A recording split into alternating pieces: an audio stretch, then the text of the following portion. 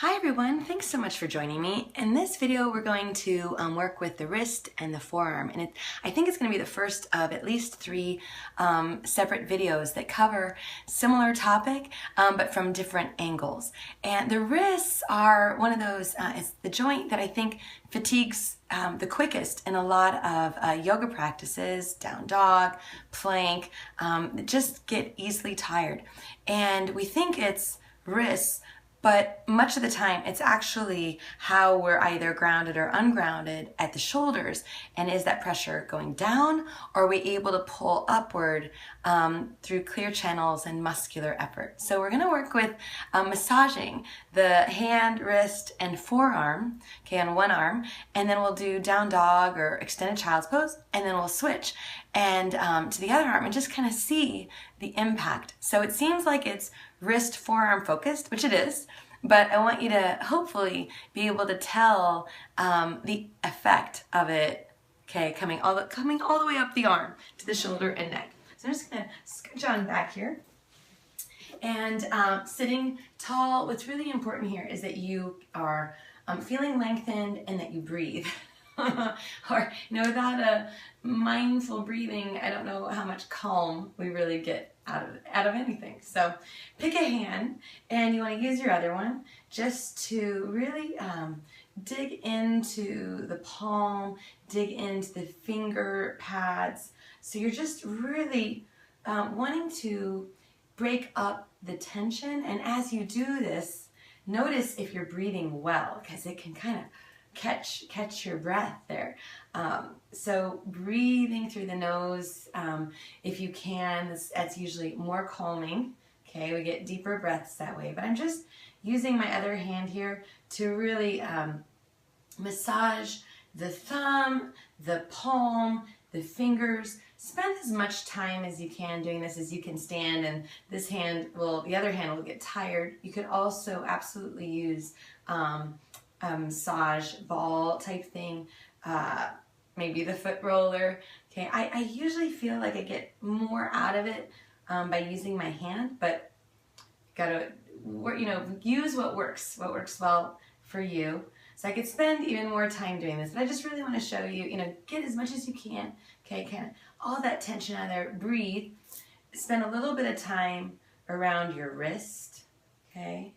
And just noticing how it feels, okay? And then working your way up, okay? And then here, okay, it's not a straight line, so you kind of have to find where it feels like the muscle you can get your fingers in between sort of the line of your muscle, okay, and bone. And right in here,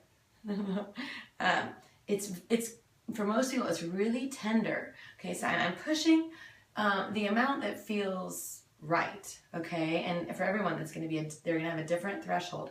And then I'm just walking my fingers down that line. It goes at an angle, okay? And it kind of I lose some of the awareness here, but then I kind of catch it again, okay, as I get closer to the wrist, and then I come back up. So I'm working in that, right there. It's like really tense, okay? So this is usually where it's most tender, where we get the most juiciness. Again, make sure you're breathing, okay, and breathing well, all right? So just with that, this hand may be tired, okay? Circle in the wrist, okay, both directions. Keep breathing, okay? Reach the fingers, pull them in, extend, pull them in. One more time. And then come onto your hands and knees. You could take an active child's pose, okay, or extended child's pose, or somewhere in between child's pose and down dog. I'm going to go ahead and set up here for downward facing dog, really making sure that you're pulling energy upward across the palms, okay, beyond the wrists, beyond the elbows, beyond the shoulders, lengthening and just taking 5 or 6 breaths to observe the difference, okay, between whatever arm whatever hand, forearm you gave the massage to, and then how the other one feels, and then the impact to the shoulders, the neck.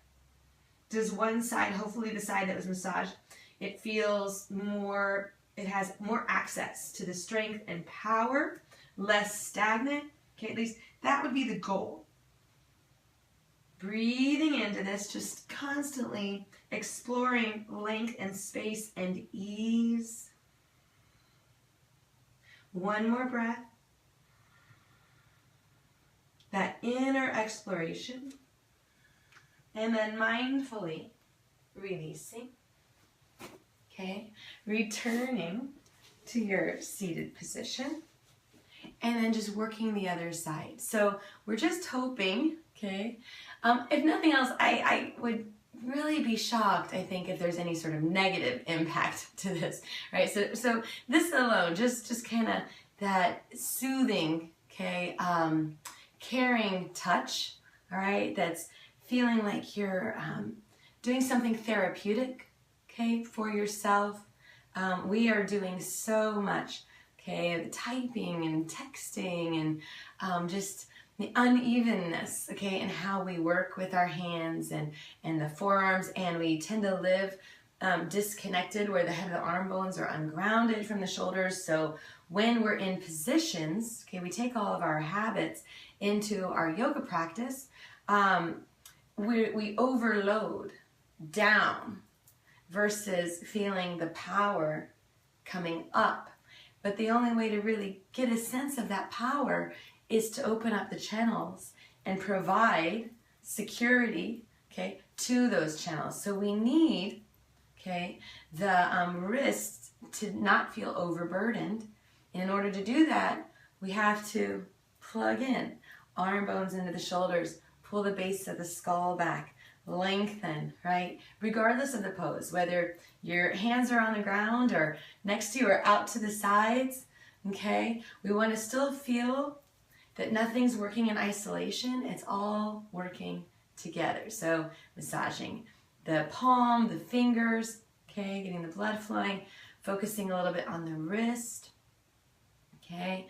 And then finding that spot where you feel like your fingers can get the most depth versus any other part of your arms. Like I can press here, but it doesn't really, they don't go very far. But if I go right here, there's a lot of give and I feel the reaction within my body, okay? So I'm trying to keep the head of the arm bones back, keep the breath flowing smoothly, make sure the abs aren't gripping, the tongue, throat, jaw aren't gripping, right? There's a sense of ease, okay? And I work up and down.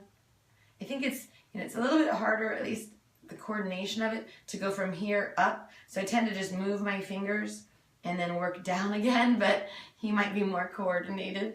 Okay, I feel like I lose just some of that awareness. So I feel a lot of tenderness right here, okay? And then when I get around here, I feel it again, okay? And there's a spot there I don't really feel much, but again, your experience might be completely different. You might feel nothing, like, well, this feels kind of pointless. I don't have any tension. Well, that's awesome for you, okay? Really, fantastic. You don't need this, okay? But most people encounter a lot of sensitivity. So after you've done that several times, however long, until this hand gets tired, okay, then check in and circle in your wrist. And again, notice, okay, so, I'm constantly disconnecting, okay? So regrounding without it causing any kind of tension upward, right? We're trying to pull it up and have it go. Access the power below, okay? And integrate and organize so the breath has these seamless channels, okay? That's the magic, okay? Reach and pull in. A couple more times. Just expand. Feel a stretch across your palm. Feel if that has, if you encounter any gripping anywhere else, okay? Last time, breathe. And then again, okay, coming onto and into some active position where your arms are reaching, okay? So if you took extended child's pose, okay, with your knees out to the sides, you could absolutely do it like this, but just keep your elbows off the ground because you're trying to feel the channel from basically the center line. Okay, so across the palm, there's the center line though here of the hand, the inner and outer line, going beyond the wrist, beyond the elbow, okay, beyond the shoulder, so that you can feel strength across your back, down your sides, okay, and that it all integrates from the lower half of the body. Coming into down dog, all that exact same work, and it just means, so there's more effort when we lift the knees off the ground, and therefore more vulnerability in clogging the shoulders, okay, and then sending pressure down to the wrists. You can test this out transitioning to plank pose and just noticing how your wrists feel, okay.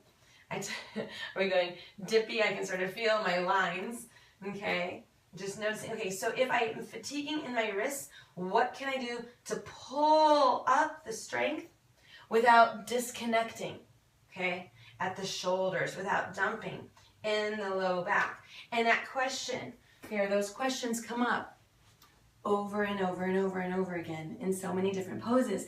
You take this off the mat, okay, and it still comes into question. How are we living? How are we sitting? How are we moving, flowing through our day, okay? Are we pulling into our organized, empowered strength, or are we detached, disconnected, right? And it's not a judgment, it's just building awareness and returning, hopefully, to a state of balance over and over and over again. So I hope that this was helpful, and I would love to hear from you. Have a wonderful day. Namaste.